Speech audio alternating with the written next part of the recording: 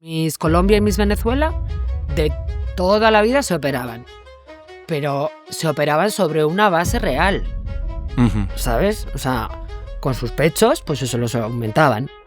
No se ponían de cero nada. Yeah. O sea, era una base real de mujer.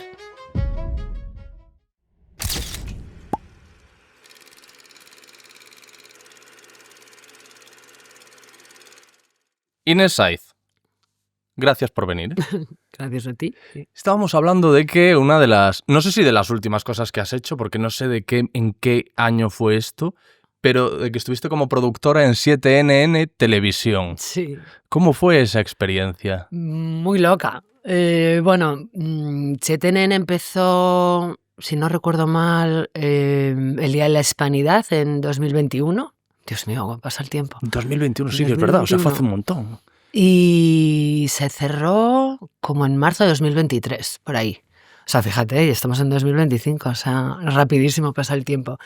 Y bueno, fue una televisión que comenzó con mucha ilusión, como todos los proyectos, pero no tuvo continuidad. Al final parece ser que una mala gestión, un presupuesto desorbitado se gastó en muy poco tiempo. Y una pena, porque la verdad que el equipo era maravilloso, toda gente joven. Además yo estaba encantada, todos reporteros, chicas súper jovencitas, que daba gusto trabajar con ellas. Y sí, empecé como presentadora y luego empecé a producir el informativo de las 3 y un magazine que había de 1 a 3. O sea, hacía 3 horas de directo produciendo y bueno, muy divertido pero muy estresante. ¿Y qué presentabas? Presentaba al principio este magazine que se llamaba 7 al día con Luis Losada. Estuve como 3-4 meses presentando y luego me pasé a producción, que todavía era más estresante. ¿Y eso fue decisión tuya? Bueno, fue una decisión entre todos. No estaba tampoco muy cómoda haciendo directos. Es un cambio raro, ¿eh? Pasé de presentadora a productora. Bueno, es que yo siempre he hecho las dos versiones de delante y detrás, porque cuando he estado organizando los eventos, claro, a veces me tocaba estar delante posando en el fotocall, en el mismo evento en el que yo había convocado a la prensa. Bueno, la prensa que me conoce desde que era muy pequeña, desde que vine a vivir en Madrid, estaban muy acostumbrados. No es normal, yo sé que no es normal, pero tengo las dos versiones, la de poder estar delante y la de poder estar detrás. Si me preguntas, ya te lo contesto yo. ¿Sí? Prefiero estar detrás. Me gusta ¿sí? más, sí. ¿Te gustaba más producir que presentar? Sí, la verdad que sí. Mira que producir es estresante. Es súper estresante, pero no sé, yo creo que esa dosis de adrenalina va mucho con mi carácter. Y... Eso te iba a decir, si te pone esa presión, el tener que hacer las cosas para allá. Sí, porque ya te digo, con los eventos, que al final producir un evento como los que tenía que producir yo, al final lleva su dosis de estrés también, porque te puede pasar cualquier cosa en un evento. Desde gente que se desmaya por un golpe de calor, hasta una licencia que se te ha olvidado pedir, cualquier cosa se puede romper, entonces tienes que estar con los sentidos, por cierto, bastante alerta. ¿Y 7NN Televisión cómo empezó? O sea, ¿de quién o sea, qué grupo pertenecía? Bueno, era independiente, no pertenecía vale. a ningún gran grupo. Eran varios socios y había un director general, director de contenidos, director de informativos. Bueno, era un grupo muy pequeñito, la verdad que éramos muy pocos, pero era independiente. Tú eres una mujer del Renacimiento, has hecho 40.000 cosas, pero has empezado como modelo. Sí, empecé como modelo, muy jovencita. ¿Y cómo se empieza en ese mundo? Hemos escuchado muchas historias, ¿no? Alguien descubrió a tal modelo en un McDonald's y le dijo, te voy a hacer unas fotografías. ¿Cómo fue en tu caso? No, en mi caso no fue así. Bueno, de hecho, si tenemos tiempo, me remonto un poco más atrás. Sí. Mis padres tenían autoescuelas, que ahora tú dirás, sí que tendrá que ver eso con la moda. Yo sigo pensando lo mismo, todavía no lo sé. Pero mis padres tenían unas autoescuelas en Bilbao. Cuando yo era pequeñita, tenía pues hasta los 12 años o así, era el negocio familiar. Y de repente un día de la noche a la mañana se despertaron y dijeron, cerramos las autoescuelas y abrimos unas tiendas de vestidos de novia. Y dije yo, También una transición curiosa. Pues así, también. Muy bien. Y digo, todavía no sé lo que es una bujía y ahora voy a tener que aprender lo que es un dedal.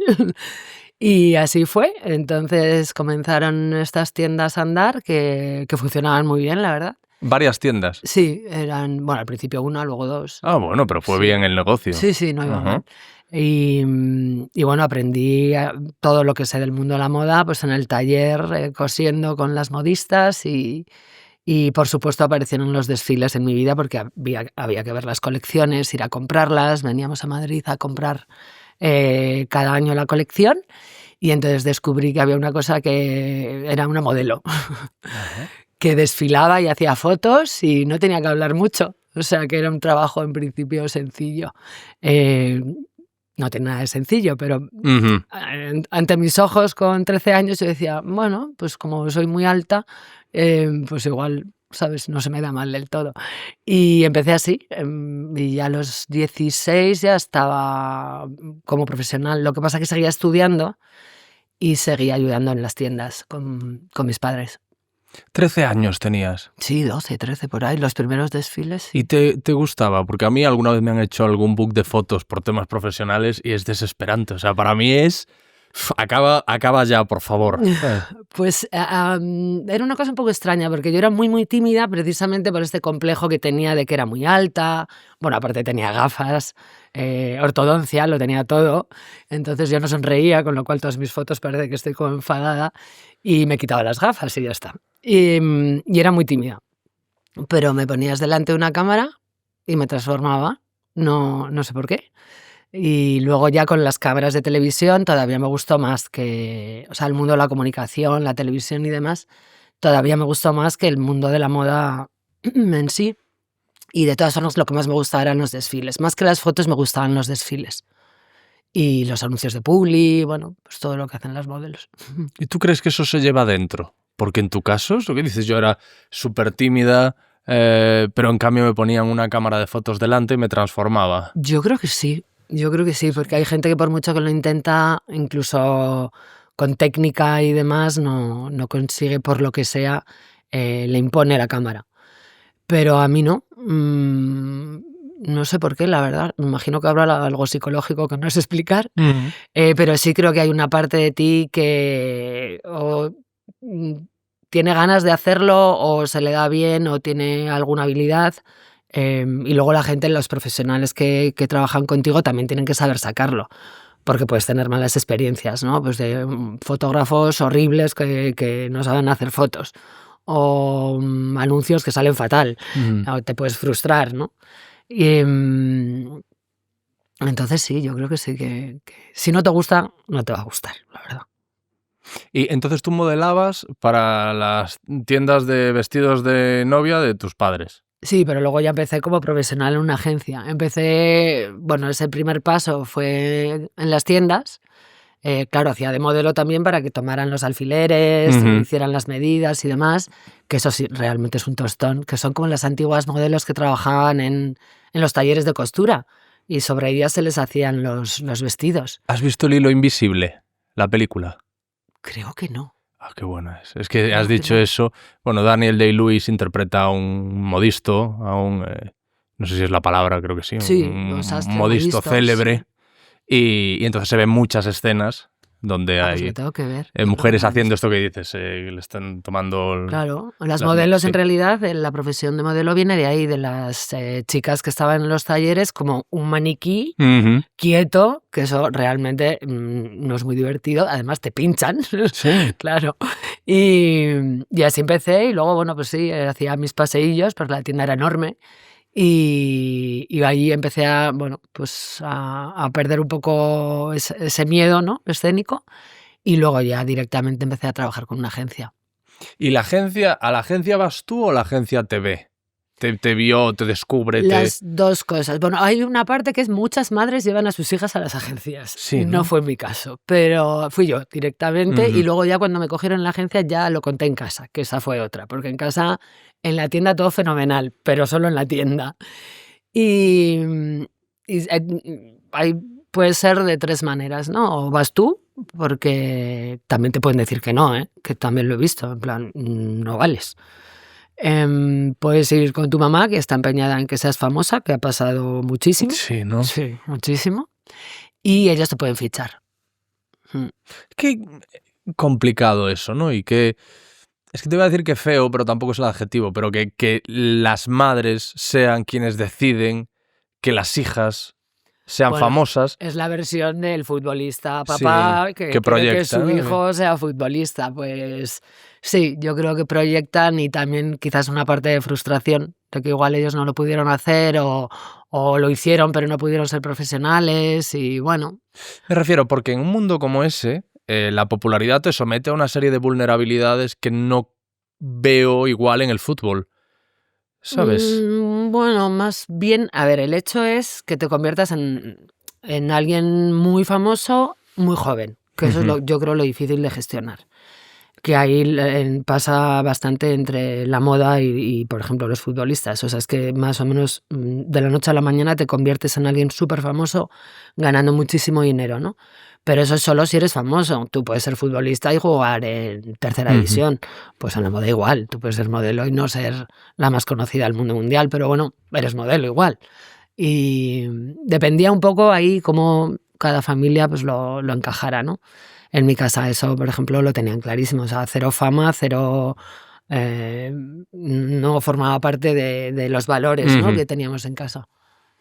No, y normalmente realmente el futbolista es un proceso un poco más orgánico, en el sentido, pues al niño le gusta jugar al fútbol, juega en un equipo, en ese equipo hay un scout, ¿no? Un ojeador que lo ve y se lo lleva a otro equipo y al final, pues Pero eso... es un poco igual, ¿eh? ¿Sí? Porque, claro, porque tú vas haciendo castings, las agencias tienen joint ventures o no sé cómo decir, asociaciones o con más agencias en otros países o en otras ciudades.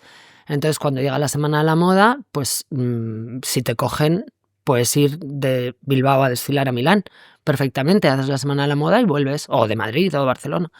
Y entonces, claro, a medida que vas pasando, ya vas adquiriendo más experiencia internacional y también pasa lo mismo. De repente te ve una marca y dice, quiero que seas la imagen de mi nuevo perfume o quiero que seas la portada de Vogue, ¿no? Se parece bastante. Yo, en mi cabeza, tiene bastante similitud. ¿Y no es más importante el networking en el mundo de la moda que en el fútbol, por ejemplo? Sí, me imagino que sí. Que tengas que ir a fiestas, que tengas que ir a eventos, que tengas que soportar a según qué perfiles o qué personas. Yo eso lo viví ya después, una vez el certamen de Miss España, pero iba con el cargo, por así decirlo. Mientras era modelo, no. Yo bastante tenía con trabajar con mi familia, estudiar, hacer mis pinitos ahí en la moda, mis castings y mis desfiles y mis trabajos, y no me daba tiempo para mucha fiesta. Aparte que tienes 16 años, 17, tampoco es un lugar muy adecuado, ¿no? Un poco más mayor sí, ya luego era normal. Entregas de premios, cosas así. Y en la agencia, ¿cómo? O sea, te fichan y entonces tienes un portfolio con ellos, ¿no? Que se lo enseñan a las marcas y las marcas dicen, pues sí, vamos a trabajar con ella. Y entonces pues viene un cliente y dice, tengo que hacer un catálogo y necesito chicas morenas con ojos castaños. Pues entonces ya cumples ciertos requisitos. Y les presentan el portfolio de todas las chicas que cumplen más o menos esos requisitos y el cliente elige. O te lo hacían presencial porque querían verte desfilar, porque iba a ser un desfile. Y funciona así. A ver, es como en realidad una entrevista de trabajo. Si no te cogen, pues no te puedes frustrar porque ya vendrá otro y ya está. Es una cuestión absolutamente de briefing de cliente, ¿no? ¿Y eso tú lo entendiste desde el principio? Sí. ¿O en tus inicios decía, ¿esto por qué no me coge a mí? No, yo lo entendí desde el principio porque... Además, tengo un amigo que desde muy pequeño, íntimos amigos, siempre me decía, Inés, no tiene ningún valor lo tuyo es genética. Y yo, bueno, vale, gracias por hundirme, o sea, tampoco como no tienes mérito, ¿no? Sí. Y yo lo he tenido eso siempre como muy interiorizado. Bueno, de hecho te cuento una anécdota. Un día se me ocurrió presentarme a un casting de pies, porque claro, hay casting de manos, de pies. Sí. Y yo tengo unos pies espantosos. Y entonces el cliente me mira y me dice, perdona, ¿qué haces aquí? Y digo, pues nada, ya me voy. Nada, buenas tardes. ¿En serio? Sí, porque claro... O sea, te descalzaste, te vio los pies y dijo, te has perdido, ¿por qué estás aquí? Y me lo tomé Qué a bien, risa. qué tacto, ¿no? Sí, me lo tomé a risa porque digo, la verdad, Inés, no es tu mayor virtud, no son los pies. Pero yo qué sé, por intentarlo, digo, igual es miope o lo que sea, ¿sabes? O Sí. quiero un pie feo para luego compararlo con uno bonito. Yo qué sé, no sabía exactamente el briefing y allí me planté y no me cogió. ¿Y lo de la agencia a qué edad fue? ¿A qué edad empezaste? Yo creo que a los 16, por ahí, sí. Sí, ¿Y estudiaste a la vez? sí. Estudié marketing y comunicación. ¿Y lo de Miss España cuándo llega? Pues llega en mitad de los estudios, ya tenía 21. Y también un poco por lo mismo, nos llamó la agencia varias chicas. Claro, éramos todas amigas, porque en una agencia chiquitita en Bilbao nos conocíamos todas. Ya. Y nos dijeron, venga chicas, ¿queréis presentaros al casting de Miss Vizcaya y tal? Pues nos miramos, pues vale, fenomenal. ¿Por qué no? Echamos la tarde por ahí. Claro. Y nos presentamos y de repente, pues claro, había que elegir a una y me eligieron a mí. Y de ahí a Miss España. ¿Y cómo es todo ese camino? Dices, te eligen, no sé si hay varios castings hasta que llegas a que te presentan a Miss España. No, ya una vez ganas el certamen, bueno, por lo menos en mi año era así, una vez que ganas el certamen provincial, ya automáticamente eres participante del certamen de Miss España. Entonces hay 52 chicas, cada año se celebraba en una ciudad. Y en mi caso fue en Alicante, entonces pues tienes que llegar allí como modo concentración deportiva 15 días antes, con unas maletas enormes, con un montón de vestidos para la cena de gala, para la comida con el alcalde, para la pregala de no sé qué. Yo llevaba un planning con el día 1 te pones esto, el día 2 te pones esto, el día 3 te pones esto. Y nada, estás 15 días ensayando el show, porque al final es un show en directo.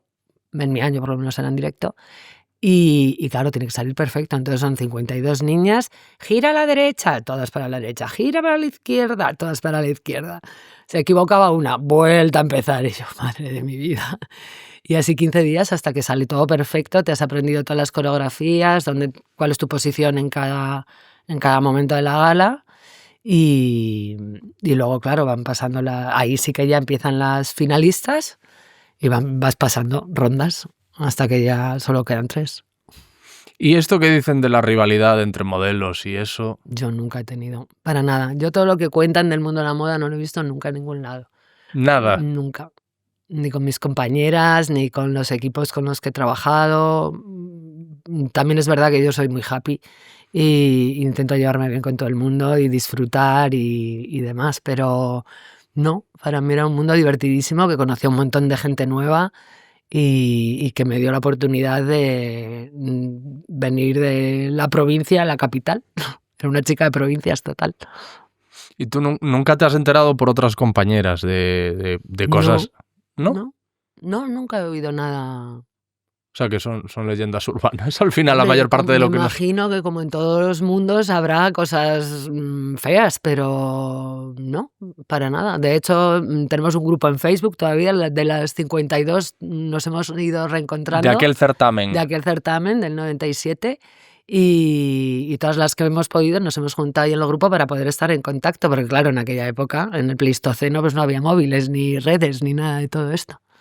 ¿Y cómo recuerdas el día del certamen? Eso es un día. Sí, bueno, es una noche. Creo que dura como 4 horas, duraba la gala. Bien, a ver, yo estaba muy tranquila porque no... O sea, porque ibas con las expectativas bajas, ¿no? Que eso relaja mucho. 0 unidades. Es decir, voy a pasármelo bien y ya está. Claro. Vale. Yo lo único que quería era no equivocarme, no hacer el ridículo, no caerme, ¿sabes? O sea, en directo para toda España, con una gala que en aquella época tenía millones de audiencia. Mi única preocupación era no hacer el ridículo y que me viera toda España. La verdad, con superar eso ya tenía suficiente. Y claro, luego fue todo de sorpresa en sorpresa y no te da tiempo a reaccionar prácticamente, porque para cuando has pestañeado, pues ya eres Miss España. O sea, no... Contesté la pregunta medianamente, también sin meterme en ningún jardín. Esa pregunta en directo, que imagínate los nervios que puedes llegar a tener. Por eso veréis que muchas se confunden y no saben lo que dicen, ¿no? Que dicen algunas cosas un poco extrañas, ¿no? Confucio inventó la confusión. Miss Panamá, me acuerdo perfectamente. Por ejemplo, esa es muy divertida, pero claro, realmente es que estás muy nerviosa. Bueno, pues yo aún así conseguí estar medianamente tranquila. ¿Qué te preguntaron? ¿Cuál era la ambición de mi vida? O algo así. ¿Y qué dijiste? Ser feliz. Y ya está. Y ya esa fue está. tu Digo, respuesta. no alargues más.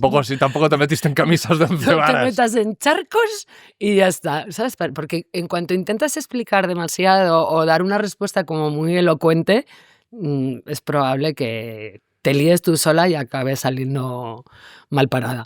Así que contesté, y además es verdad, o sea que no es mentira. ¿Y qué es lo que hay que hacer en el certamen? Aparte de lo de la pregunta, es que nunca Claro, he visto uno. es que ya no se retransmiten. Bueno, pues tienes el clásico pase en bañador, Ujú. una por una. Bueno, primero hay como una especie de coreografía general, con los trajes regionales, que eso era muy bonito, cada uno con el traje de su provincia. Y ahí nada, simplemente es como una coreografía de todas cantando una canción y ya está, y enseñando el vestido. Y luego es una por una, el pase en bañador, el pase de noche, y a partir de ahí ya empiezan las votaciones y empiezan a salir candidatas como finalistas. Y cuando te eligen a ti, ¿cómo cambia tu vida?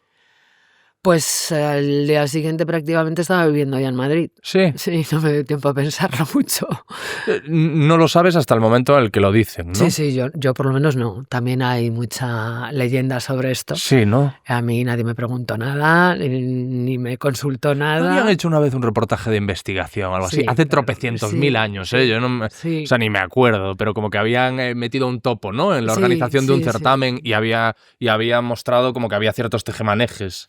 Sí, me acuerdo, creo que fue 2 años o 3 años después del mío. Pero bueno, lo contaron a su manera, Ya, ¿sabes? Porque bueno, si tú buscas, encuentras, claro. Y si a una niña le preguntas, ¿ya has comido? No, pues hoy no he comido. A ver, no has comido porque no te ha dado tiempo. Pero era como, no les alimentan, no descansan. El jurado ha votado no sé qué porque es el primo hermano de la amiga. Bueno, pues casualidades de la vida, ¿sabes? O sea, entonces era un poco rollo, aquí hay tomate, no sé si te acuerdas de aquel programa. Sí, claro, por supuesto. Y un poco Sálvame al principio, cuando empezó Sálvame. Entonces, claro, sí, depende cómo montes la pieza, puede ser muy bonito o muy feo. Bueno, para mí no, ya te digo, nadie me consultó, ni nadie me preguntó, y no hay nada que rascar, o sea, de verdad que no lo hay. Y entonces dices que en cuanto ganaste, al día siguiente estabas viviendo en Madrid y Sí. te encontraste con la fama, que es algo que tú no te convenció. ¿No? No lo llevaba muy bien, porque el cambio fue radical. El tiempo justo que pude ir a Bilbao, despedirme de mi familia, hacer todas las entrevistas que tenía que hacer allí a nivel local, encontrar un apartamento en Madrid y venirme para acá.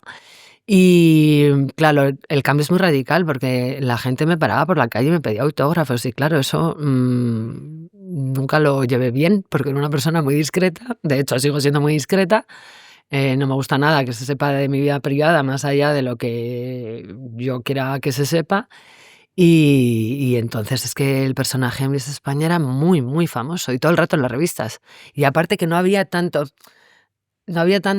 abanico de gente famosa. Ya. O sea, había toreros, folclóricas, futbolistas y mises.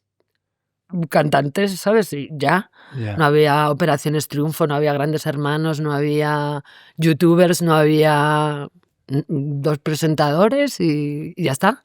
Entonces, claro, los periodistas estaban todo el rato buscando noticias y si había que inventárselas, se las inventaban, no tenía ningún problema. Entonces, novios que te salían como champiñones, que ni siquiera conocías. Pues hombre, no era agradable, ¿sabes? Y en casa mi aita me llamaba y me decía, pero ¿y este señor con el que sales en la foto? Y yo, papá, no soy yo la de la foto, ponte las gafas, por favor. A ese nivel, ¿eh? O sea, hasta engañaron a tu padre. Sí. Pues era una chica como que se parecía a mí, con unas gafas de sol. Pero rollo montaje, de que llamaron a esta chica o No, es que a veces es verdad que se confundían, ¿eh? Sí. De hecho, vamos, esto era una chica que yo creo que pensaron que era yo, le hicieron una foto, quiero pensar que fue así, Y entonces pusieron, no sé con qué futbolista me estarían relacionando en ese momento, pero con algún futbolista. Pero ni siquiera estaban juntos en la misma foto. Era una Ajá. foto de una chica por un lado y la foto del futbolista por el otro. Y luego, por ejemplo, yo he sido novia de Raúl González, creo que es apellida, ¿no? Porque no has sido Porque novia. no he sido novia. Vale, digo, me estás preguntando a mí por el apellido de un novio tuyo. No sé en qué lugar te deja No sé eso. cuántos bueno, ahora no, ya no sé si está en internet, pero yo no sé cuántos años he sido novia de Raúl González y no hemos sido novios. Y mi teoría es que me confundían con su mujer actual, en esa época. Mamen se llama, ¿no? No sé, yo creo que como ella es Mamen Sanz y yo Inés Sainz, y igual tenemos algo parecido físico en aquella época, Vale. pues yo creo que se equivocaban y porque sabían que Raúl estaba saliendo con alguien, pero no sabían todavía con quién. Y entonces, pero cada 2 por 3, no, porque Inés como es novia de Raúl, y yo, porque yo no soy novia, pues que de verdad que no soy novia de Raúl. Y sí, estas cosas pasaban, ¿sabes? Y, hombre, si te lo tomas con humor, bien, pero es que era constante. Pero eso que duraría 1 año o 2, así muy fuerte. Sí, claro, sí, fue 1 año o 2, pero muy intenso, era prácticamente todas las semanas. Y luego ya al final, a mí me gusta trabajar, o sea, me gustaba mucho el trabajo de modelo. Y me sigue gustando, que bueno, ahora ya modelo senior, pero quería desarrollar otra faceta de mi vida en el mundo empresarial, corporativo.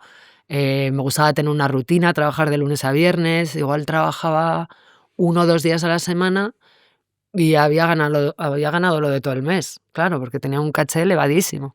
Y mis amigos que estaban todavía en la universidad o en su primer trabajo, pues era imposible compaginar también horarios o hacer planes. Me acuerdo cada vez que planificábamos, no sé, unas vacaciones de vámonos de viaje a algún lado. Me llamaban, trabajo, y no podía ir. Y yo decía, Dios mío, quiero tener una juventud como mis amigos, ¿no? Y eso fue un poco que me empujó a retirarme y ponerme en esta parte de atrás, que es lo que te contaba antes. Y seguir viviendo el mundo de la moda y el mundo de la belleza, pero desde la parte de atrás. Y así empecé a trabajar como relaciones públicas. ¿Y nunca has pensado, en estos tiempos que vivimos en la era digital, nunca has dicho, menos mal que yo fui Miss en 1997? Sí, y totalmente. No ahora. No, por los selfies, los vídeos que te graban por la calle, la exposición a las críticas que son devastadoras. Mira, aquí yo lo estoy viviendo eso muchísimo en el podcast porque se menciona. El otro día fue Pedro Piqueras que dijo que Sara Carbonero era una de las mujeres más bellas de España. Otro día fue una criminóloga hablando de una criminal y diciendo que era muy atractiva y no sé qué. Se llena de comentarios encendidísimos diciendo, pero si es horrible, si... Bueno. ¿Sabes? O sea, como que todo el mundo, y más a lo mejor las que son guapas oficiales, están como más expuestos a que haya gente que se siente impelida a echar por tierra eso y a decir, pues a mí no me gusta, a mí no me parece guapa. Eso es lo menos que pueden decir, porque luego está el súper argumento que a mí me fascina de una mujer no puede criticar a una mujer. Y yo, ¿por qué? Y a un hombre sí, y un hombre a un hombre sí. Qué tontería, es una opinión, no pasa nada. Bueno, a veces se da el caso contrario, que si un hombre habla de una mujer, dicen, ¿tú qué hablas? Machista, si tú eres un hombre. No, bueno. Vamos, a mí me lo han dicho también. ¿Tú qué hablas? ¿Tú qué hablas de hijos si tú no eres de educación si tú no eres padre? ¿Tú qué hablas de no sé qué si tú no...? Pues mira, es opinión. Y la opinión toda vale mientras se diga con respeto y ya está. Y a mí me parecerá bonito una cosa y a otra señora le parecerá bonito otra. O sea, además la belleza es algo extremadamente subjetivo. No, pero ahora no, claramente, por favor. Estoy súper agradecida. Primero porque internet, así, digitalización y demás, no llegó hasta el 2000. Con lo cual, gracias a Dios, la mitad de todas mis revistas estas del corazón no existen en internet. Y segundo, porque pues, para mantener esa privacidad sería imposible. Ya, ahora todos son paparachis. No, claro. Todos tienen un teléfono. No, y lo suben a las redes y a saber lo que dicen, lo que cuentan, si es verdad o si se lo han imaginado. No, para nada, estoy feliz de no estar en esa exposición. Vamos, y más teniendo un niño pequeño que le tengo que tener hiper protegido. Y en aquel entonces, te criticaron así todo? Eran otros tiempos, pero también había Sí. críticas. Claro, yo era gorda. ¿Sí? Sí. ¿Y quién? Pero, ¿y Pues lo que lo hacían en los programas? empezaron a comentar que si estaba gorda, y yo decía, bueno, gorda, pues vamos a definir lo que es gordo y lo que es no, y a partir de ahí, pues no sé, pero así. O sea, unas críticas que no te puedes imaginar. Y menos mal que eso, que yo soy muy fuerte y no me afectó, pero era como para que una niña que no tenga esta fortaleza interna le podía haber afectado y desembocar perfectamente en una anorexia. O sea, a ese nivel. Y tú ves las fotos y dices, hombre, igual ha cogido 2 kilos. 2. Pero después del certamen, porque te Claro, vieron o sea, unas fotos después del certamen. claro, porque yo estaba, es verdad que adelgacé muchísimo. Sí. Y luego con el certamen, pues el cambio de rutina de vida, pues yo qué sé, cogí 2 kilos, ¿vale? Sí, cogí 2 kilos, pero vamos, que no he matado a nadie, o sea, sigo siendo la misma que ayer. Y era como la crítica que me hacían y yo la verdad es que me daba un poco igual, porque yo estaba sana, hiper saludable, una talla más, bueno, Dios mío, qué pecado. Y ya está, o sea, era todo el delito que cometí. Luego nada, ya se olvidaron y ya nunca más se volvió a mencionar. Pero sí, cada una tenía sus críticas, porque María José Suárez, que es la siguiente a mí, Ujú. también le empezaron a decir que si se había operado, que si no se había operado, que si estaba permitido, que si no estaba permitido, y así estuvieron. El que las concursantes se operen. Sí. En principio yo no recuerdo ninguna cláusula de que no te pudieras operar, lo típico que te arreglas la nariz o algo, ¿no? Típico retoque. Aparte, es que justo fue este debate lo tuve hace muy poco con una amiga, también hablando hay mises transexuales. Entonces, hablando precisamente acerca de, porque yo decía, bueno, una miss transexual se puede presentar. Con su concurso de mises transexuales, con sus mises transexuales, no con una mujer que no va a llegar nunca a operarse a ese nivel. Está operado entero. Claro, pero en tanto que a la mujer se le permite que se opere, ¿qué más da, no? Quiero decir, porque el otro día hablaba con Lidia Valentín del tema de las atletas transexuales y ahí sí que estamos hablando de otras circunstancias. Pues es muy parecido, porque, por ejemplo, Miss Colombia y Miss Venezuela de toda la vida se operaban, pero se operaban sobre una base real, ¿sabes? O sea, con sus pechos, pues eso los aumentaban. No se ponían de cero nada. Yeah. O sea, era una base real de mujer. Lo otro no es una mujer, entonces tendría que tener su categoría para que sean todos operados de arriba abajo y que sean Misses Trans, Mister Trans o lo que quieran, pero no lo mismo que no permitirían a una mujer competir en un concurso de hombres, o sí. No lo sé. ¿Como una mujer transexual en un concurso de hombres? No, porque yo esto con Entiendo que sí, que si a las mujeres le permite, si a las mujeres le permiten que haya transexuales concursando en los concursos de Misses, imagino que a los Mister también. Les permite la organización del certamen, que es una empresa privada. Claro, por eso. Es una empresa privada. Entonces, bueno, yo a nivel categorías, lo mismo con el deporte, pues que fenomenal, cada uno su categoría, pero es que no competimos en... Es que ya te digo que no es lo mismo retocarte una nariz que operarte de arriba abajo. Claro, yo lo que comentaba, esto ya te digo, un debate tomando una cerveza, es que no hay un límite de operaciones, o sea, no hay no sé cómo llamarlo, no hay un inspector, un perito que estudia cuántas operaciones te has hecho y te dice, leo aquí nariz, ojos, mentón. No puedes porque llegas a 3 operaciones o a 4. Quiero decir que puede que haya una miss que esté operada de arriba abajo, siendo mujer también. Entiendo yo, no lo sé. Créeme que no. O sea, si tú no tienes una base... Aparte de que es difícil saber, en algunas mujeres o algunos hombres que están muy bien operados, es difícil identificar que esa persona está operada si no tuvieses acceso al antes. Por ejemplo, Sergio Ramos, no sé, se me ocurren ejemplos, o el Zapataki, ¿no? Que si uno ve las fotos de los antes, se supone que hay unas operaciones estéticas, pero yo los veo a ellos a día de hoy, yo no identificaría en ningún momento que están operados. No, claro, porque eso ha avanzado muchísimo también. Claro, por eso. Pero sí, vale, no hay límites, pero claro, habrá que poner los límites en algún lado, porque las cosas sin límites, mal. O sea, ciertos límites creo que deberíamos conservar. Y me parece que las categorías deberían estar establecidas. Ningún problema, que se sientan lo que quieran, pero no son mujeres. O sea, yo de ahí no me voy a mover. Parecerás una mujer y te sentirás una mujer, pero no eres una mujer. Es que no lo eres. Biológicamente no lo eres. Y eso ya creo que el Tribunal Supremo en Inglaterra lo ha dejado bien claro. Ha tenido que venir la justicia a decidir y explicar lo que era la biología. Entonces, Respecto a esto que decías de las críticas, es que antes era súper agresivo o sea, por ejemplo, los periodistas con algunas mujeres. Es que vi un documental sobre Britney Spears, que la pobre, todo parece indicar que no goza de una salud mental no. excelente a día de hoy.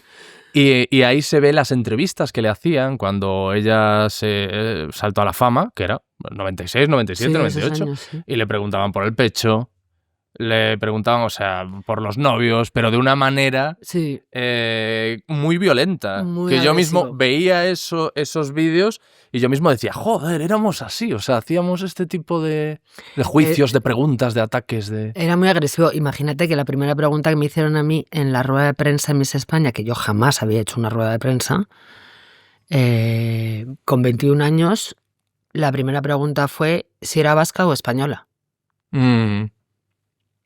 Que yo estuve a punto de recontestarle y decirle, ¿a la de Badajoz le hubieras preguntado eso? No. Me callé y le dije que vasca y española, que no entendía la pregunta. O sea, es que son mezclar cosas que no tienen por qué.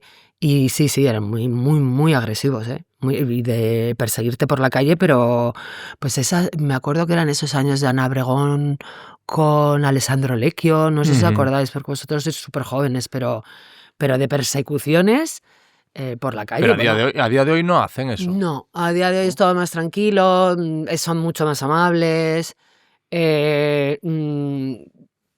Nos necesitamos, por así Vale. decirlo, ¿vale? Ya hemos entendido que esto es una relación que nos necesitamos. Bueno, imagínate lo de Lady Di, supuestamente fue por una persecución con los paparazzi. Bueno, eso creo que sí, supuestamente. Creo que el conductor estaba huyendo de unos paparazzis, ¿no? Sí, Cuando se estrelló. Sí, pero bueno, también cosas ahí un poco Sí, luego extrañas, sí ¿no? hay Pero supuestamente es teorías. así. Desde luego los paparazzi la estaban persiguiendo. Yo he visto muchos documentales sobre el tema y gente, bueno, hablando del tema y le estaban persiguiendo. De hecho, ellos lo cuentan, cómo salió del Ritz y cómo venía de otro viaje, cómo había cambiado agenda y estaban todos... Era la foto más buscada del mundo en aquel momento. Y mira cómo terminó.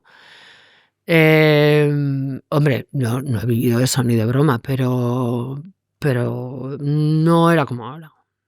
Y en aquel entonces, además, existía la revista Interview, que publicaba muchos cazados, que hoy en día no se podría. No lo sé, pero creo que... Pues no sé si se podría o Bueno, no. igual sí, ¿no? Porque muchas veces pues estaban haciendo topless en una playa, o sea, Sí. en público, y entonces había allí un fotógrafo y... Sí, de hecho, es que la historia, bueno, te invito a que invites alguna vez a alguno de estos paparazzi, que en España hay Sí. algunos buenísimos que han perseguido la foto y te cuentan unas historias de horas de espera, pero horas de espera, porque sabían que estaba el famoso ahí, alguien les había dado un chivatazo, era todo un poco sórdido, la verdad, pero bueno, yo me llevo bien con ellos, ¿eh?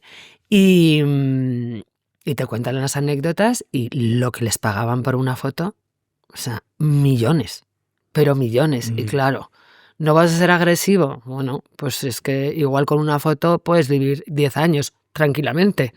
Entonces les daba todo igual, ¿no? Aquello, allí no había ley, y me imagino que entre ellos tendrían unas guerras, ¿no? Sí, entre ellos también. Sí, terrible. Es muy interesante porque, claro, al final es su trabajo, ¿no? O sea, que ellos cuenten su versión, pero duro. Ya. ¿Y llegaste a hacer interview? Porque en aquel No. entonces todas las misses, concursantes de reality, actrices, o sea, era como bastante común. Me lo ofrecieron, pero dije que no. Me moría de vergüenza. Sí, ¿no? Sí, yo veía que mi padre pasaba por el kiosco, veía eso y dije, mira, ni por todo el dinero del mundo yo esto no Hacía lo mucho puedo dinero, hacer. ¿no? Sí. ¿Cuánto te ofrecieron a ti? Pues yo creo que era 1.000.000 de pesetas. Ah, pues Claro, es que te estoy hablando en pesetas. claro, pero ahora pienso, digo, eso tampoco es tanto. Bueno, Yo en la pensé que eran época, cantidades tú ponlo así. ahora, que ponlo a 1.000.000 de euros. O sea, al final, no por hacer el No, hombre. cambio. No. 1.000.000 de pesetas es como ahora 1.000.000 de euros. Porque haciendo el cambio, desde luego para 10 años no te da para vivir ahora. Ya. Pero 1.000.000 de pesetas en un día. ¿Llegaste a consultarlo en casa o No. tuviste claro que no? No consulté Ah. con nadie. Lo tenía clarísimo. ¿Tu familia te animó a presentarte a Miss España o es algo que tampoco les hacía No, gracia ya de tampoco. partida? Nada. No les hacía... Somos muy conservadores, digamos. O sea, sí, el mundo de la moda desde la visión tradicional, desde la histórica también, como un oficio, pero el por si acaso ese, claro, todos Ya. hemos oído, ¿no? Esta mala fama, que aunque ya te digo que yo no lo he vivido, todos lo hemos oído. Y les daba miedo porque era muy jovencita, claro. Tú siempre tuviste claro que la moda no era tu vida. Sí, yo tenía claro que no, que era Porque un eso es tiempo. súper importante, porque lo que hablo con deportistas también es lo difícil de la retirada. Pues lo mismo en el mundo de la moda, que tiene un Igual, tiempo de vida muy corto. sí. Salvo que seas una macro super top model, que sigues haciendo tipo Cindy Crawford, que sigas haciendo cosas. Pero normalmente, ¿a qué edad más o menos eso? ¿30 años? Yo a los 24, pero porque ya te digo que coincidió que ya el tema de la fama no lo llevaba nada bien. Tuve la oportunidad de empezar a trabajar en Elizabeth Arden y dije, este es el momento, ya está. Ya he vivido, ¿sabes? Además, a muy alto nivel, a nivel nacional sobre todo, y ya está. Y si quiero hacer el cambio, mejor hacerlo ahora que no, o sea, cuanto más tarde, peor. Y yo con 25, creo, recién cumplidos, ya estaba trabajando en Elizabeth Arden. Pero tú no es porque te dejase de salir trabajo, sino porque tú decidiste parar. Sí. Claro, yo te preguntaba más acerca de cuándo a una modelo o a un modelo dejan de... Bueno, ahora dura mucho más, ¿eh? Porque al final la estética, ¿sabes? Los cuidados y demás, pues la belleza, digamos, estética y física puede aguantar un poco más. Y también se ha abierto bastante el campo, ¿no? Por ejemplo, siempre en mi época criticábamos mucho que escogían modelos de 20 años para anunciar cremas para señoras de 50. No tenía sentido. Claro. Y lo decíamos constantemente, esto no tiene sentido, y en algún momento las marcas se tienen que dar cuenta que cada cosa tiene su tipo de modelo. En cuanto a la ropa, a los looks y demás, y las colecciones, lo mismo. Antes eran chicas muy jovencitas y ahora ya puedes permitirte estirar un poco, porque una señora, yo qué sé, de 40 años está estupendamente también, ¿sabes? Entonces depende un poco, si haces bien la estrategia de marketing, elegirás a alguien que refleje a tu público objetivo. Esa es la forma de trabajarlo, claro. Ahora que dices eso de que con 40 años está muy bien, es fascinante. Yo no sé si alguna vez has visto, hay memes en internet que te muestran cómo era una persona de 30, 35 años Sí. antes y cómo es una persona de 30, 35 años ahora. O como si te ponen una foto de Brad Pitt ahora que tiene 60 años, que tampoco es justo. Estamos hablando, claro, estás cogiendo a Brad Pitt, que la materia prima es buenísima y además es una persona que también se ha hecho cosas. Pero te enseñan cómo una persona de... Yo lo he visto con un futbolista, con el Tato Abadía, que ponían una foto de él cuando tenía 25, 26 años y al lado una foto de una persona de 25, 26 años ahora, y el de la izquierda parece el padre o el abuelo del de la derecha. Sí. ¿Eso por qué es? ¿Por qué ha cambiado tanto? Pues mira, porque la estética, bueno, primero que yo creo que todos somos conscientes de que cuidar nuestro cuerpo es cuidar nuestro chasis, o sea, ya no solo por estética, sino por salud. En el caso de la piel ya no es solo porque no tengas arrugas, sino porque la piel tiene que estar hidratada, si no, no es una piel sana, y así todo. La moda también ha ayudado mucho. Antes era como muy clasicota, ahora es mucho más fresca. Las mujeres En los 80, vale, que nos gusta mucho la moda de los 80 y los 90 porque somos así muy de revival, pero que no se te ocurriera ir con deportivas y vaqueros a trabajar. Era inviable. Una chica tenía que ir vestida, yo iba de traje, como los hombres igual. Traje de chaqueta, pantalón y tacones. Difícil, ¿sabes? Estar 12 horas de pie con tacones. Entonces ahora eso se ha normalizado un poco. O sea, tú puedes ir bien vestido, pero no hace falta que vayas encorsetado. Por ejemplo, en el caso de los chicos, la corbata pasa lo mismo. Ya la corbata no significa estatus. O sea, ¿sabes? O que seas un alto directivo de no sé qué. Puedes ir perfectamente con una camisa, un pantalón de pinzas y ya está. Y una americana, ¿sabes? Pero bueno, de todas formas, yo te hablo más de la cara, ¿eh? Como que la gente se veía mucho mayor. Bueno, también, las luces de las fotos tampoco ayudaban en aquel momento, pero el pelo, yo creo hace mucho, los cortes de pelo, las canas, te las tiñes y demás. Pero todo ayuda, no solo la cara también. ¿No tienes la sensación, esto lo he hablado más veces en el podcast, de que los niños son más guapos ahora? El mío es precioso, desde luego. Sí, pero como que la raza ha ido... No, hombre, se supone que la raza mejora. ¿Pero a santo de qué? Yo siempre le pregunto, se lo he preguntado esto a Juan Luis Arzuaga, que es paleoantropólogo, le he dicho, ¿a santo de qué? Porque la evolución no nos empuja a ser más bellos por ninguna razón. No es como que somos más altos porque tenemos que coger cosas de los árboles. Me imagino que será selección natural. En mi caso, yo te hablo de mi familia. Mi hermano pequeño, yo mido 1,78. Que ya es alta para una mujer. Y mi hermano pequeño mide 1,97. 1,97. Claro, o sea, y me imagino que mi hijo, pues, va a llegar por ahí. Claro, ¿cuántos años tiene ahora? Acaba de hacer 13. ¿Y mide? 1,75. Ah, pues sí, pues puede que siga. Sí, me ha dicho que me sacas 3 centímetros, mami, me dijo el otro día.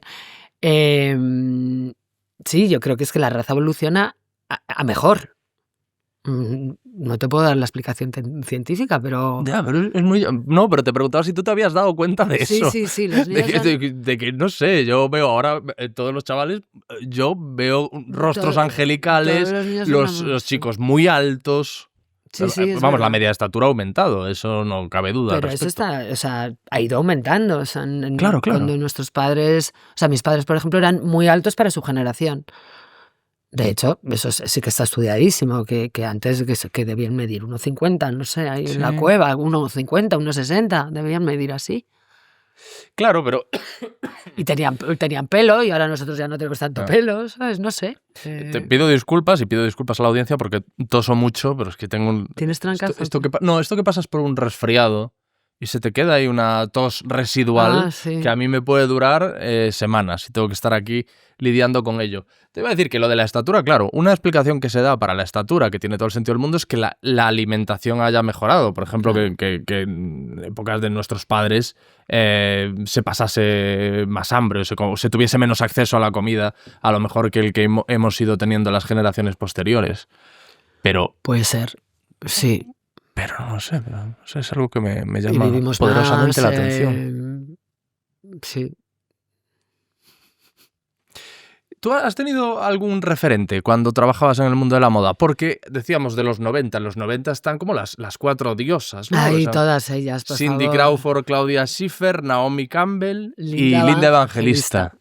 Y luego está, bueno, a mí me encanta Christy Turlington, pero en aquella época Linda Evangelista, por supuesto, claro. Esos cambios de looks, o sea, que Linda iba de pelirroja, yo pelirroja. De rubia no, porque esto ya son canas en realidad. O sea, que llevabas el pelo corto también. Ya el pelo cortito, sí, yo lo iba copiando. Dentro de lo que más o menos me podía encajar, le copiaba, sí, me parecía espectacular, la más diferente. Vi un documental interesantísimo que las protagonistas son Christy Turlington, Cindy Crawford, Linda Evangelista y Naomi Campbell, que me pareció fatal que dejasen a Claudia Schiffer fuera, pero a lo mejor Claudia Schiffer, vete tú a saber, no se lleva bien con ellas, no quería participar. No, se llevaban fenomenal, ¿eh? Muy extraño porque, vamos, en los 90 Claudia Schiffer yo creo que casi era la más. Sí, había ahí un poco competición con Cindy Crawford, pero era... Y claro, Linda Evangelista, sabes que pasó por una operación. De estética, ¿no? Yo creo, no sé si era por tema, no sé si era una liposucción o algo de eso, y salió muy mal. Y Sí, entonces lo le leí. quedaron una serie de deformidades y en ese documental se ve un poco más a fondo su historia y es tremendo. Es tremendo sobre todo bueno, un poco parecido a lo que le decía a los deportistas, ¿no? Como que si te han validado toda tu vida por tu aspecto y te arrebatan eso, pues... Sí, la verdad que a pesar de que tienen un coco impresionante, o sea, que por lo que sea nos quedamos con el físico, pero para tener la carrera que ellas han tenido, créeme que tienen que tener Sí. un coco muy, muy impresionante. No sé por qué caería en eso de operarse. Si ya llegadas a cierta edad ya todos dices, mira, sobre todo cuando te has dedicado profesionalmente a este mundo y ya no te dedicas a él y vives súper tranquila y súper relajada en ese aspecto, no necesitas someterte, ¿sabes?, a eso, que es que puede salir mal, por muy buen cirujano que sea. Entonces no lo sé. Quizás es que quería volver, porque algunas de repente hacen así como que vuelven y se hacen algunos shows o algunos desfiles o algunas campañas. Y igual pensó que no estaba a la altura, o me extraña mucho porque además... Pero es que fíjate, si a día de hoy hay tal cantidad de gente obsesionada en extremo con su apariencia que ni siquiera tiene ningún tipo de relación ni con el mundo de la moda ni con el cine, o sea, gente que, pues, que puede ser farmacéutico, un cajero, lo que sea, que está obsesionado con su apariencia, una modelo, y además... Yo puedo llegar a empatizar un poco con todos estos actores, actrices, gente que está obligada a verse Sí, y que se obsesiona. que forma parte de... O sea, aparte de que tú te ves, es que trabajas delante de una cámara. Bueno, yo te diré que a mí no hay una cosa más aburrida en el mundo que tener que verme, pero desde la hora de maquillaje, que estás una hora en el espejo maquillándote, hasta luego, pues cuando haces algún trabajo que quieres ver si lo has hecho bien, ¿no? Para repasar. Lo más aburrido del mundo. O sea, no quiero saber los actores, ¿sabes?, que se tienen que ver. Pero sí, es una obligación para la gente que está o que estamos delante de las cámaras, es una obligación que tu imagen al menos sea correcta. ¿Que tienes arrugas? Pues hijo, tienes arrugas, o sea, no se puede evitar. Pero por lo menos que vayas peinado, que con aspecto aseado. Eso me parece que es lo lógico y lo normal, sí. Yo esto te lo decía porque es que yo mismo, que soy una persona que no me miro nada al espejo, que paso mucho de todo, luego sí que hay clips, hay cosas que tengo que ver del programa para publicarlas y eso, y digo, joder, qué cara, estoy blanco, estoy no sé qué, cosas en las que no había reparado jamás, Ya. pero ahora, como tengo que verme, sí que dices, ostras, pues me veo esto, y ahí es el punto en el que yo te digo que empecé a empatizar con estos actores Claro. y la gente en los programas de televisión Lo y todo entiendo, esto, sí, que sí. se operan porque es que se ven, joder, Sí, que se sí, tienen que sí. ver, no le queda otra. Y lo que pasa es que tienes que saber... Y luego que estás con gente muy guapa, además. Claro, pero es que yo creo que ahí tienes que tener una base que dices, vale, o sea, hasta qué punto, ¿no? Hasta qué punto sí tengo que estar guapo y yo tengo que estar a gusto conmigo mismo, pero no voy a competir aquí con la de 20 o con, no sé, otra persona que tiene otra serie de habilidades, otra imagen totalmente distinta a la mía. Yo en ese aspecto ya me he relajado muchísimo. Tampoco es que fuera muy exigente. Pero sí, ahora la gente, es verdad, yo me imagino que es por las redes sociales, vamos a decir gente anónima, ¿no? Que está muy, muy, muy pendiente de su aspecto y están impecables, eso, pues el farmacéutico, el abogado, impecables, estupendos, ellas también, pero yo creo que todo tiene un límite. O sea, de estar bien a obsesionarte, no sé si la línea es muy fina o no. Pero seguro que si la pasas acabas obsesionándote y las obsesiones yo creo que no, buenas no son.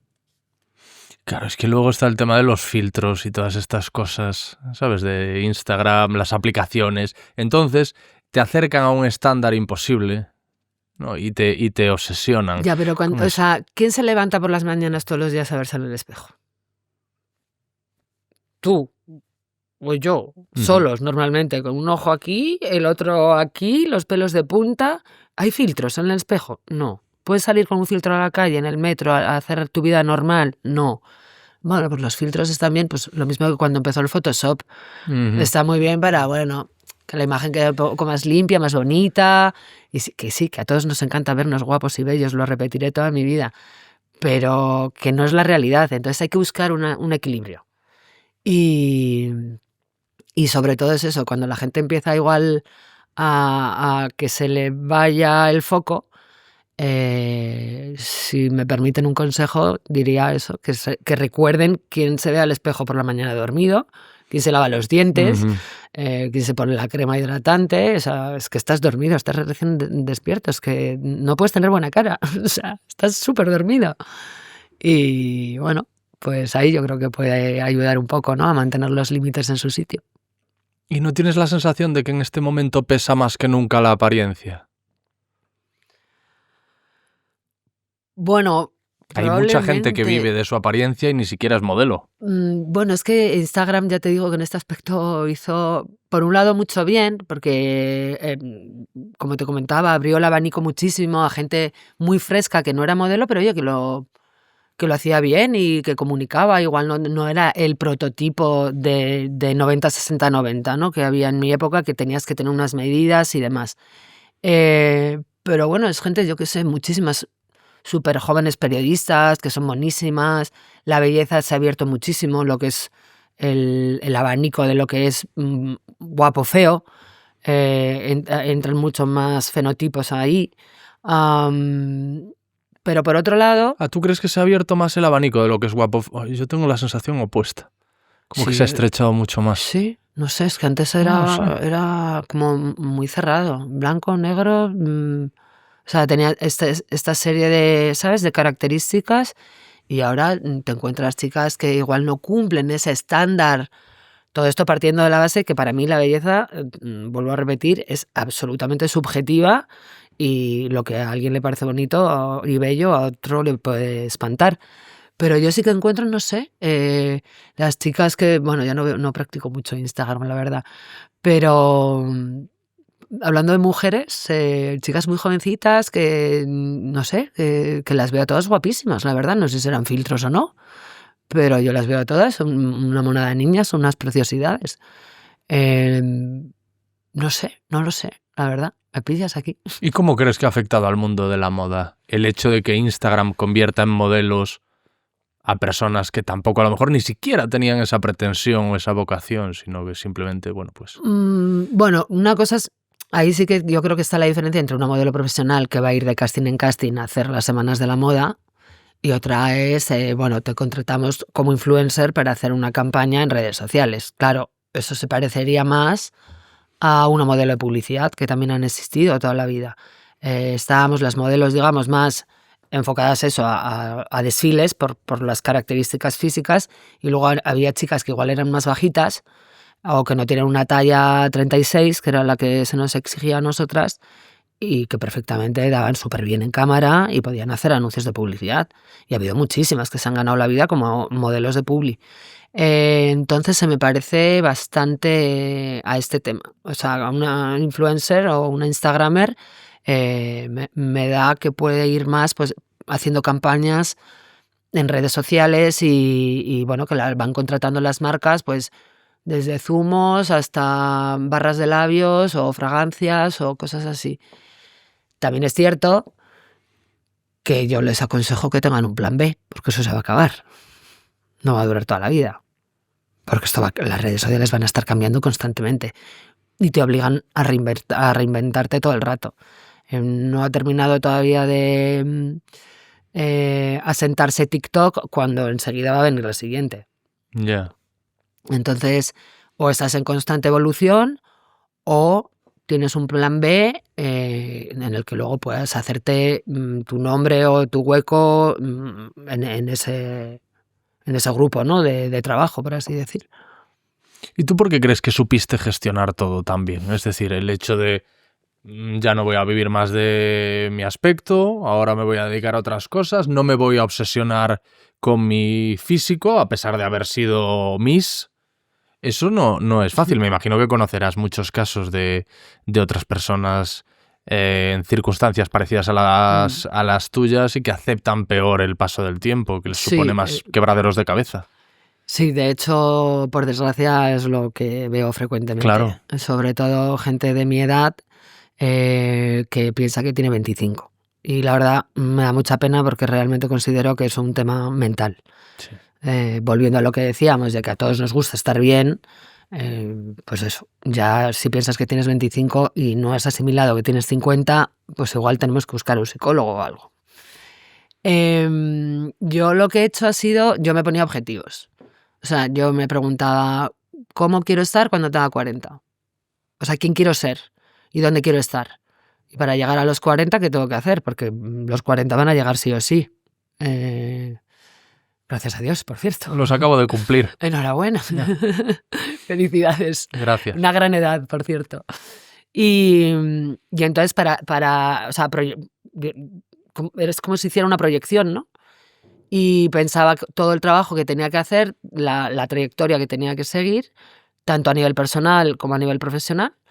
Bueno, a nivel personal no dependía tanto de mí, o sea, yo no sabía, claro, yo quería ser madre, pero sola no quería.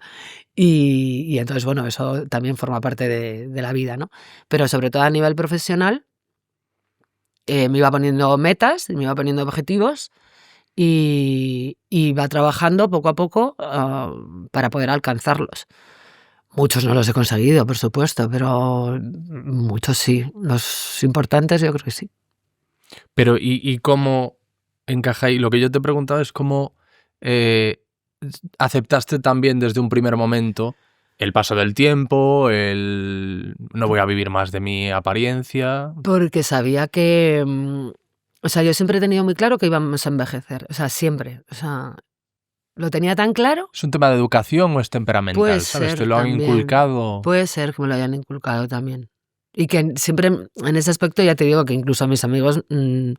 ningún mérito, ¿sabes? A mi aspecto físico. O sea, no era un reconocimiento a especialmente nada.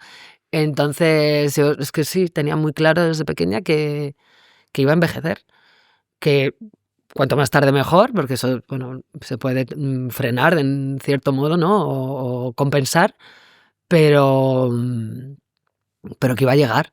Y mientras tanto, pues quería ser feliz, disfrutar de la vida, que también eso yo creo que ayuda, y trabajar, o sea, sobre todo trabajar en cosas que me gustaran, porque si no también, si vives amargado trabajando en algo que no te gusta, pues entiendo que no sé yo si ese envejecimiento lo vas a llevar también, porque lo vas a mezclar, yo creo, ¿no? Es decir, joder, encima ahora estoy calvo y tengo barriga y encima no soy feliz y, ¿no? Creo que podría ser un poco así.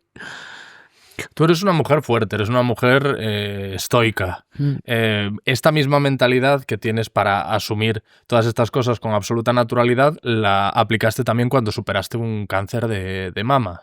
Fue así, ¿no? O sea, tú Sí. te dieron el diagnóstico, es un palo evidentemente, pero dijiste, bueno, pues esto Sí. es lo que hay. Mira, y tuve dos opciones. Una, o me voy a mi casa, cosa que no puedo, porque tengo un niño, en aquel momento Mate tenía 7 años. Yo me quería ir a casa con mi familia a Bilbao. Cuando te dieron el diagnóstico. Claro, a meterme en una cueva y no salir. Y hacer todos los tratamientos allí, que no se enterara nadie. Esa fue mi primera reacción. Pero es que era Que imposible. por cierto, perdona, pero es que me parece muy interesante. Te lo encuentran de milagro. Porque tú llevabas no sé cuánto tiempo sin hacerte una revisión y un día, por intervención divina, dices, me voy a hacer una revisión porque hace 4 o 5 años que debería haberme hecho alguna, no he hecho nada, y te la hacen y encuentran, ¿no? Así es. Fui muy irresponsable, eso o sea, es así. Lo iba dejando. A ver, siempre digo que ir al ginecólogo no es el plan más maravilloso de mi vida. ¿Sabes? Tengo planes más divertidos. Pero ya hubo un verano que dije, mira Inés, o sea, esto, eres madre, es que esto es ser irresponsable. Y yo iba pues tan tranquila, no pensé que para nada iba a tener yo ningún problema, porque además no cumplía ningún requisito, ni tenía la edad, ni era genética, ni... No había nada que te Nada. predispusiese. Nada, ni yo me noté nada. Y de repente, pues Nada, y me fui tal cual de la consulta y de repente al día siguiente, a los 2 días, empieza mi ginecóloga a llamarme como si no hubiera mañana. Y yo, uy, qué raro esto, a mí el ginecólogo no me ha llamado nunca. Y una cita seguro que lo quiere. Em, y nada, me dice, creo que toman las noticias. Tienes que hacerte otra prueba más y te confirmo. Pero claro, me pilló el verano en el medio. Justo, él se iba de vacaciones y la cita no me la daban hasta, no sé, finales de agosto. Con lo cual me fui como 20 días de vacaciones con mi hijo, sin saber si sí, si no, si medio pensionista o qué. Y no te obsesionaste, no pasaste esos 20 días. Bueno, pues si te digo la verdad, dije, como si fueran los últimos 20 días de mi vida. Estoy con mi hijo y es lo único que voy a hacer. Bueno, ha sido el verano más divertido nunca. ¿Sí? Sí, lo disfruté un montón. Pues, Aún a sabiendas de cuando vuelva me espera esto. no, es que lo disfruté como si fuera el último verano. Sí, te lo tomaste así. Así. Dije, pues igual es tu último verano y qué mejor que pasarlo con tu hijo. Y bueno, nos lo pasamos los dos, pero bueno, o sea, fantástico. Mi hijo no sabía nada, claro, yo no dije nada a nadie.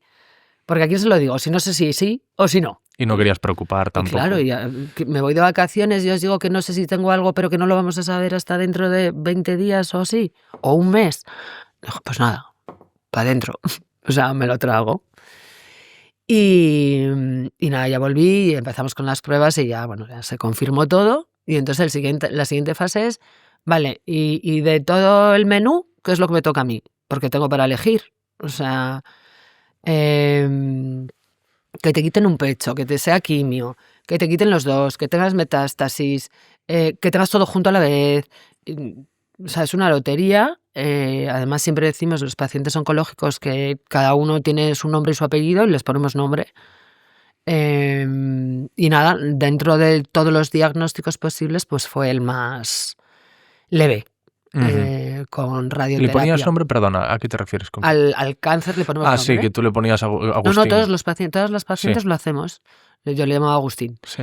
Pero todos lo hacemos. O sea, es una cosa... hay ciertas cosas... Casi ritual. Sí, hay ciertas cosas que sin saber repetimos. Y luego cuando hablamos entre nosotros nos lo confirmamos que lo hemos hecho sin haber hablado antes con alguien que ha tenido cáncer. Ha hecho lo mismo que tú. Y por ejemplo, lo de ponerle nombre es... Como no sabes si del tipo A carcinoma no sé qué, como hay millones, pues tú le pones un nombre y un apellido. O sea, el mío no lleva apellido, solo se llama Agustín. Y luego porque no quieres decir la palabra todo el rato constantemente. Y eso un poco parece que ayuda. Ayuda a tomárselo con humor, pero claro, eso depende de cada persona. Yo una vez que no podía ir a Bilbao, dije, pues voy a contarlo. Y a ver si así ayudo a alguien, porque como soy una irresponsable y no he ido al médico, pues igual si lo cuento y la gente va al médico, pues igual puede ayudar. Entonces como que le di la vuelta al calcetín y me lo tomé de esa forma. Hice una campaña gordísima en redes sociales, promoviendo sobre todo eso, la prevención y los diagnósticos precoces. Y bueno, luego todo salió fenomenal, ya 5 años después, ya ni tratamientos ni nada. Lo único que sigues de revisiones, siempre hay una revisión que hacer y un análisis que hacer y una prueba que chequear, pero bueno, eso es para estar controlado y ya está. Tú dices que dentro de la gravedad del asunto, que en tu caso concreto, que para ti fue un paseo, que no... Sí, porque claro, conozco casos de compañeras luchadoras que me cuentan lo suyo y de verdad se te cae el alma a los pies. Gente que está solísima, con diagnósticos gravísimos. Y yo digo que es un paseo, entre comillas, que no quiero ofender a nadie, porque lo mío fue lo menos, o sea, lo menos dentro de la gravedad, lo menos. Entonces, bueno, intento por ese lado compensar y eso, ayudarlas o que se desahoguen muchas veces estas cosas.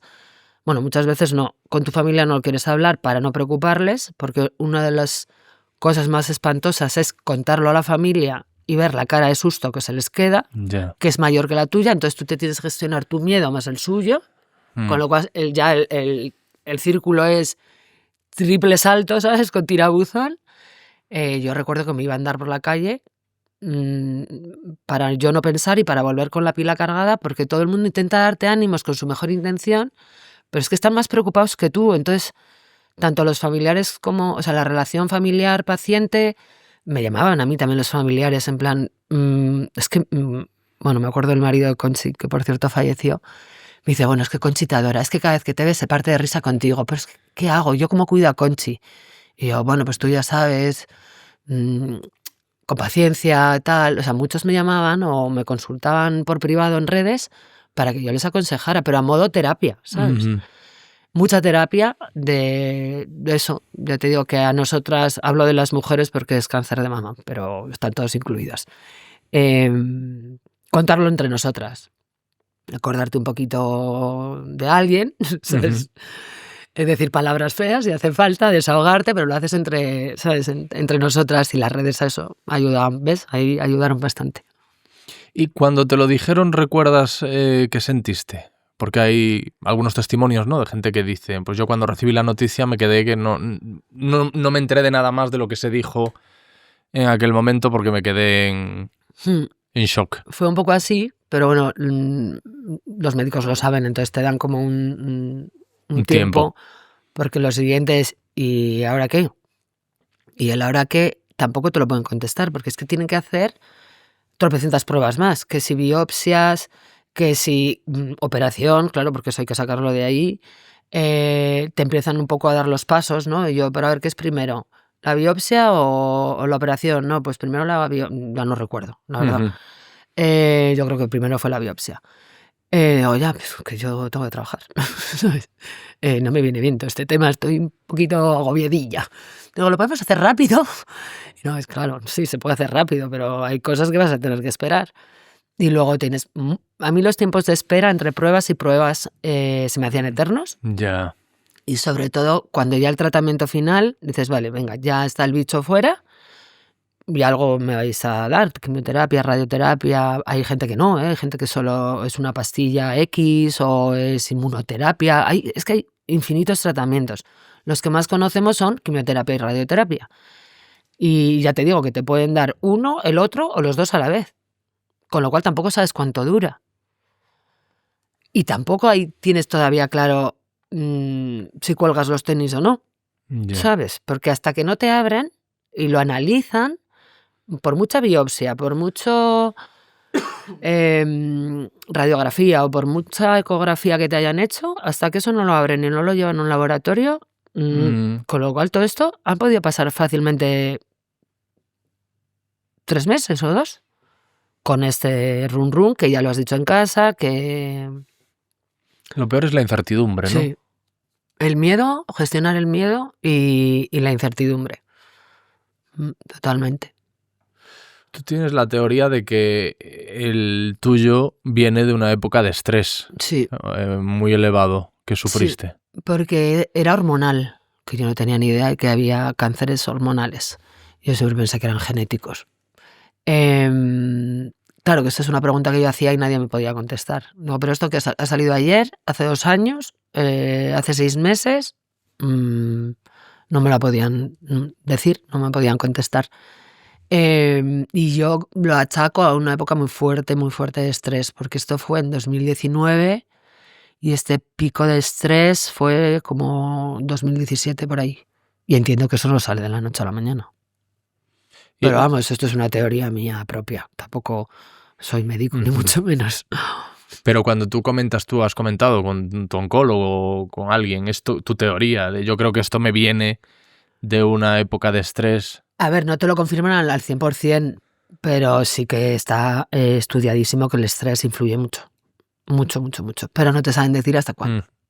¿Y ese pico de estrés era por un tema profesional? Muchas cosas. Se juntaron muchas cosas. Digamos que 2017 no fue un año bonito. Y el haber pasado por todo eso te cambia, me imagino, las prioridades, sí. Los valores. Bueno, no creas que tanto, porque yo ya venía con una base sólida, pero ahí ya, por ejemplo, decidí, ahí sí que ya me aparté totalmente de los focos en el aspecto de que dejé de ir a photocalls, a alfombras rojas, estrenos, eventos, entregas de premios. ¿Eso te estresaba? Eso me estresaba porque yo tenía que hacer el trabajo del día a día de mi agencia más Mateo, que o sea, la crianza de Mateo yo quería conciliar al 100%. Y yo acostaba a Mateo, tenía que elegir todo el look como si fuera realmente una celebrity modo Paula Echevarría, por poner un ejemplo, solo que yo no, o sea, yo había trabajado hasta las 6 de la tarde, que no digo que Paula no trabaje, Sí, sí. pero con la agencia de comunicación con todos mis clientes.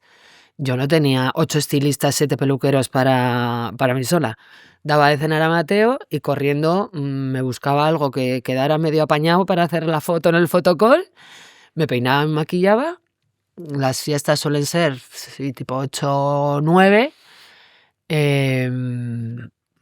Y a las 12 ya estaba en casa de vuelta porque al día siguiente llegaba Mate al cole. Y eso era igual 3 o 4 veces a la semana. Y ya llegó un momento y tampoco realmente me compensaba. Porque pues, si alguien quería algo, pues que me llamara, ¿no? O sea, era siempre como, bueno, pues un amigo mío estrena una película. Bueno, pues te acompaño en el estreno, hacemos el fotocall. O un amigo mío presenta un libro. Bueno, pues te acompaño al estreno y me pongo en el fotocall, ¿sabes? La cosa era hacer fotocalls, porque alguien demandaba pues ese paseillo de famosos por el fotocall y la alfombra roja. Y al final era pues relleno, en realidad. Y eso decidí que si ya había gente que se dedicaba a eso y que no tenía un niño chiquito y una agencia, pues que yo lo mío. ¿Y qué más cosas cambiaste? Solo eso. Lo que sí hice Yo tengo entendido que cortaste relaciones tóxicas o... Bueno, no creas que ¿Qué? tanto. ¿No? Lo que hice fue, yo lo llamo no perder el tiempo más bien. O sea, gente que me hacía perder el tiempo o que igual estábamos tomando un café y empezaba a quejarse de cosas absurdas, una, otra y 3 veces, ya decía, Dios mío, esta persona no se ha enterado que, ¿sabes? Que te viene un cáncer y dejas de perder el tiempo y de quejarte por cosas absurdas a la velocidad de ella. Entonces sí, bueno, limité un poco ese, sí, mi núcleo familiar y de amistades lo reduje muchísimo. Pero porque mucha gente sí que venía de esa parte de esa parte más famosa, digamos, ¿no? Y se me he quedado con lo mejor. Hay mucha gente que pasa por un proceso como el tuyo y asegura haber salido reforzada e incluso te puedes encontrar con gente que casi está agradecido a Sí, haber pasado por una enfermedad tan terrible. sí. Me he encontrado mucha gente así, de hecho. Hay gente que te dirá que no y lo entiendo y lo respeto, ¿eh? Y que haya sido un palo tan gordo que no se recupere. Es que emocionalmente es otra parte también para hablar con calma. Pero en esa gestión de las emociones, es que otra vez o te hundes y te amargas la vida o sales reforzado y lo ves como, sí, como una bofetada de luz de decir, mira, te lo he mandado para que espabiles y veas las cosas bonitas de la vida, lo bonito de vivir, de estar rodeada de gente que te quiere, de tener el trabajo que te gusta, de valorar todo eso. Y claro, en ese aspecto que yo ya lo veía así, pero ahora lo veo doblemente así, es como que me hubiera puesto gafas, ¿no? Em, lo ves como, lo ves con gratitud y lo ves como agradecida en este aspecto. Pero esto es muy difícil de entender si no has pasado por ello. La gente igual ahora cuando vea el podcast pues no lo entiende muy bien, pero es así. ¿Y por qué dices, o a qué te refieres cuando dices que la parte emocional merece hablarlo con calma? Porque la gestión de las emociones, lo que te decía antes, de ese miedo, esa incertidumbre, ese cuidarte tú a la vez que tienes que cuidar a los demás cuando, ¿sabes? Es muy difícil de gestionar. Y, y vamos, lo lógico es que te pongan apoyo psicológico. Es muy lógico, tanto para el enfermo como para la familia. Porque hay una parte emocional que te puedes quedar tocado de por vida. De hecho, te quedas un poquito tocado. Si no, si se me hubiera olvidado por completo, pues tampoco me parecería. O sea, esto no es como para estar recordándolo todos los días. Solo recuerdo, pues eso, esas partes un poco más que merecen ser recordadas, ¿no? Los abrazos de la gente, me acuerdo muchísimo. Por ejemplo, los abrazos que me daba mi hijo cada vez que venía a radioterapia. Eso, vamos, me da la vida. Y eso, te quedas un poco tocado y bueno, simplemente que tienes que saber que ya está, que ya pasó, ese miedo ya no lo tienes dentro del cuerpo. Si vuelve a pasar, ya tienes una base para poder gestionar ese miedo, pero tampoco puedes estar pensando todo el rato, ¿y si vuelve a pasar? ¿Sabes? Porque entonces tampoco no vives. Entonces, en ese aspecto es a lo que me refiero, es lo de las emociones. Y te has empezado a tomar, después de vivir aquello, el trabajo con más calma, la vida con más calma. Bueno, No, eso... debería, pero no mucho. Sí, a ver. Pero porque tampoco es que, claro, tú eres una mujer muy inquieta, Es que ¿no? Que soy una pila. no puedes estar en casa tranquila. Soy una pila. O sea, hay una parte de mí que sí, que se ha tomado la vida con calma, sobre todo en ese aspecto, ¿no? De lo que te decía, de intentar llevar una vida tranquila, disfrutar de las cosas chiquitas de la vida, de estar tiempo en casa. A ver, yo estoy feliz en mi casa, ¿eh? Pero dentro de mi casa puedo estar haciendo 1000 cosas, claro. Y claro, luego digo, y ahora vale, bien, me tomo la vida con más calma, pero dentro de 0 a 100 de calma, ¿con cuánta calma me la tengo que tomar? Y claro, soy muy emprendedora, muy, muy inquieta y quiero hacer cosas todo el rato. Entonces voy buscando opciones para sentirme bien y sentirme realizada. Y bueno, pues ahí voy, poco a poco, haciendo cosillas. Y te pasa esto como a la mayor parte de los seres humanos, ¿eh? Que te metes en empresas, en proyectos, que luego dices, maldita la hora que me enrolé. Constantemente, Que me enrolé en esto. constantemente. Los emprendedores tenemos eso. Es que primero, si no lo intentas, mal. Porque claro, ¿cómo lo vas a saber? Es que nadie te lo puede asegurar al 100%, aunque firmes 1000 millones de contratos y demás. Si no lo intentas, ¿cómo sabes si lo vas a conseguir? Y claro, de 100 cosas o 50 proyectos que inicias, ¿cuál es el tanto por ciento que te salgan bien o que te salgan mal? Claro que salen mal, pero yo ya estoy tan acostumbrada que, vamos, me caigo, me vuelvo a levantar al segundo. Eso yo creo que lo hacemos todos, lo tenemos ya súper aprendido. Dices, bueno, pues nada, he metido la pata yo, porque igual ha sido culpa mía, o me han vuelto a tomar el pelo. Fenomenal. No va a volver a pasar, jajaja, no va a volver a pasar. Otra vez va a volver a pasar, pero bueno, mientras tanto hay cosas que sí salen bien y que sí te permiten disfrutar y trabajar en lo que te gusta y seguir emprendiendo, porque esto, una vez que te metes en el mundo de emprendimiento, a pesar de que en este país no es lo más agradecido del mundo, ya no puedes salir. Yo creo que es muy difícil volver a trabajar para otra persona. ¿Y en qué estás ahora?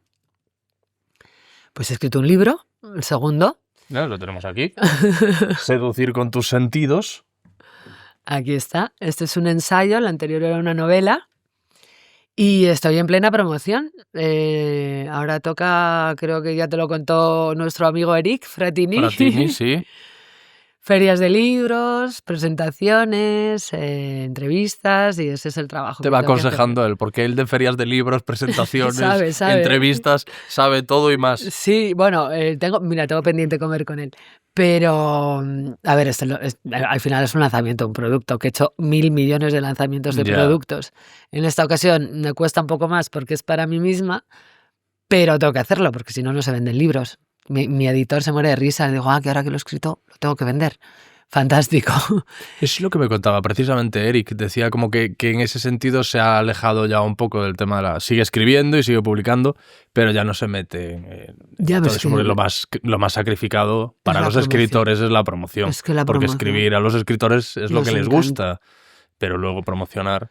La promoción es agotadora. Y más una chica que ya te digo, que si el pelo, la ropa, el estilismo, el tacón, el maquillaje, viaje para acá, viaje para allá, maletas.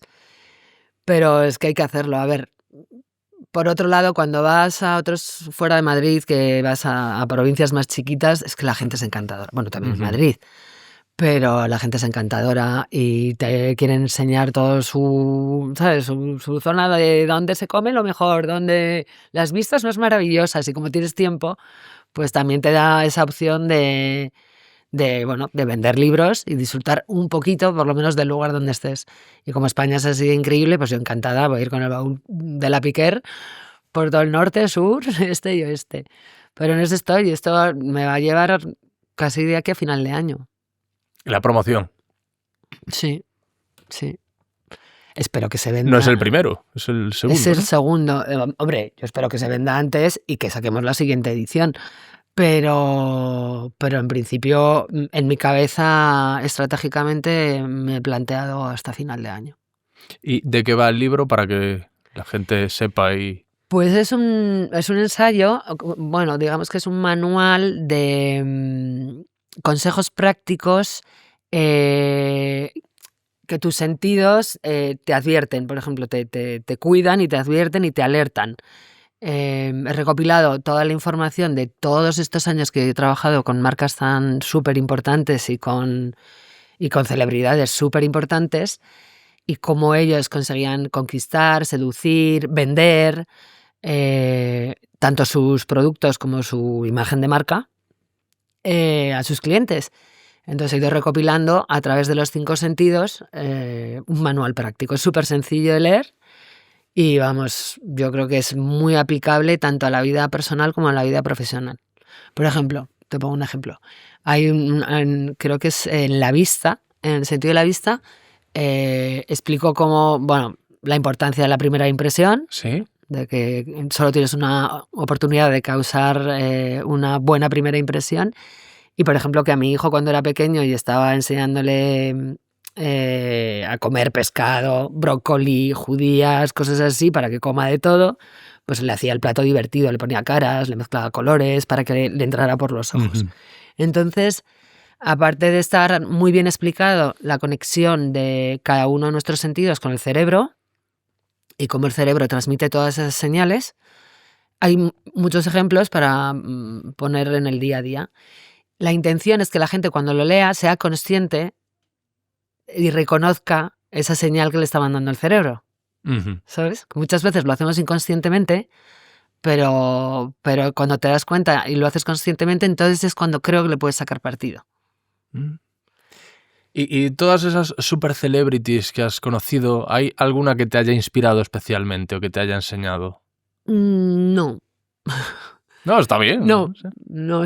Primero soy cero mitómana. Desde luego para el libro no. Esto es, ya te digo, son casi 25 años. No, como has dicho que en el libro reflejas mucho de lo que has aprendido también trabajando con esas superestrellas. A ver, lo que para mí lo que eran era una herramienta de trabajo. Ujú. Eran todos súper amables, ya te digo, he estado desde Scarlett Johansson, Matthew McConaughey, Celine Dion, Kate Blanchett, aquí en España muchísimas, Nieves Álvarez, Isabel Preisler, un montón. Ujú.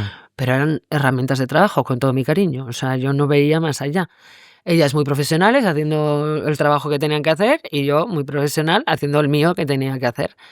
Lo que he aprendido ha sido pues mucha técnica, mucha estrategia y bueno, y sí, tengo contactos un montón. Tengo una agenda de contactos enorme, pero poco más. No, amigas mías no son. Inés, me ha encantado hablar contigo. ¿Has estado a gusto? Sí, muy bien. Ha sido un placer. Espero que tengas mucha suerte con el libro, con Seducir con tus sentidos, que se agote esta Ojalá. primera edición pronto. Y nada más, esta es tu casa. Gracias, muchas gracias, chicos. Muchas gracias.